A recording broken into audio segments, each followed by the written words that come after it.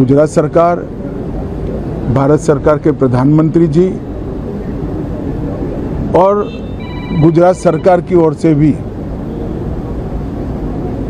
जो लोग हताहत हुए हैं, इनके परिजनों के प्रति गहरी संवेदना व्यक्त करता हूं। 10 ही मिनटों में हादसे के भारत सरकार के पास सूचना पहुंची। तुरंत ही मैंने मुख्यमंत्री जी, यहाँ के गृह मंत्री, होम डिपार्टमेंट के control room, civil aviation department, civil aviation मंत्री, सभी से संपर्क किया।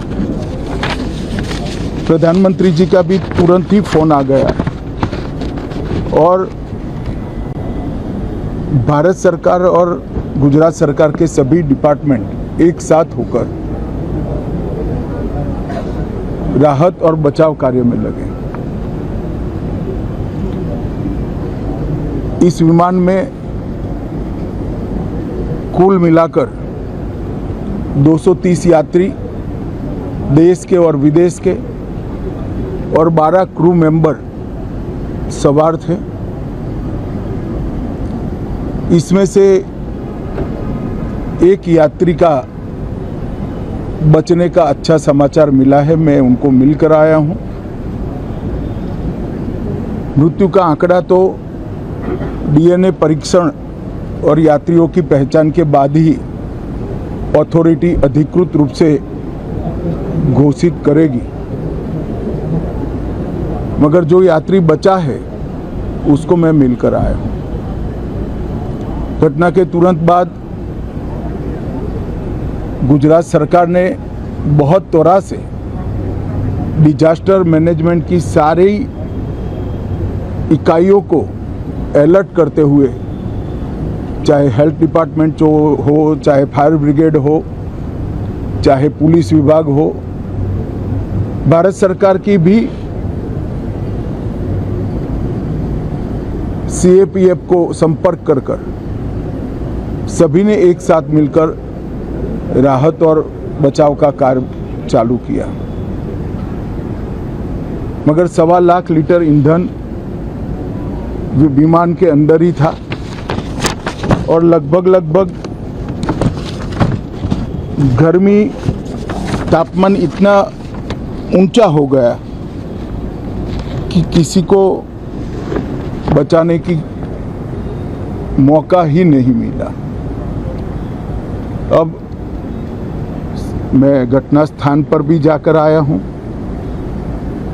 सारे यात्रियों के मृतदेह को बाहर निकालने का काम लगभग समाप्त हो चुका है।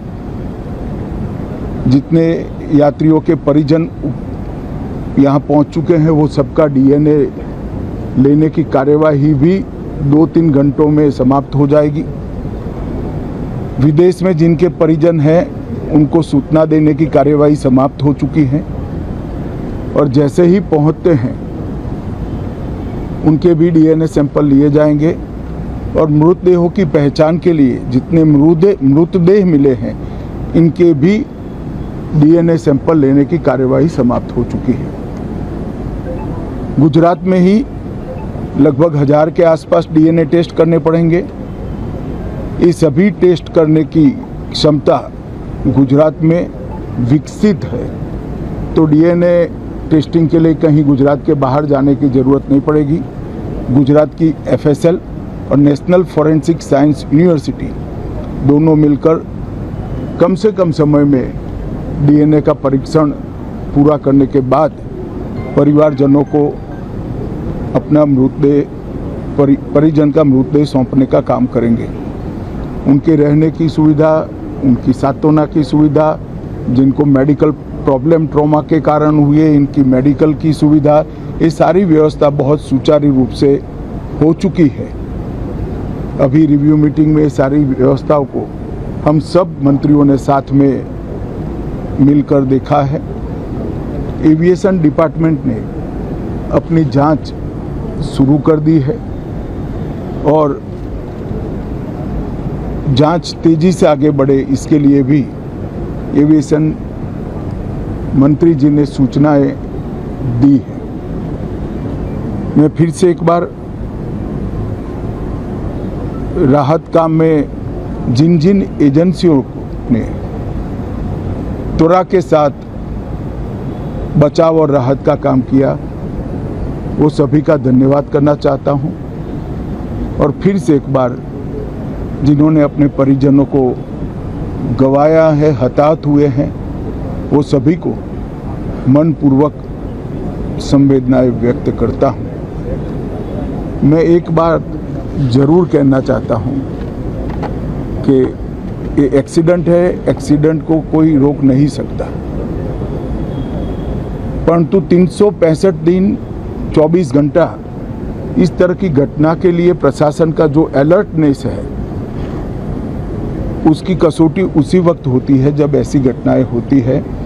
और आज गुजरात के डिजास्टर मैनेजमेंट की तैयारियों का एक प्रकार से दुर्भाग्यपूर्ण तरीके से मगर कसौटी हुआ और बहुत त्वरा के साथ यहाँ पर काम किया गया, वो पूरे देश के मीडिया के सामने और परिजनों के सामने भी आया है।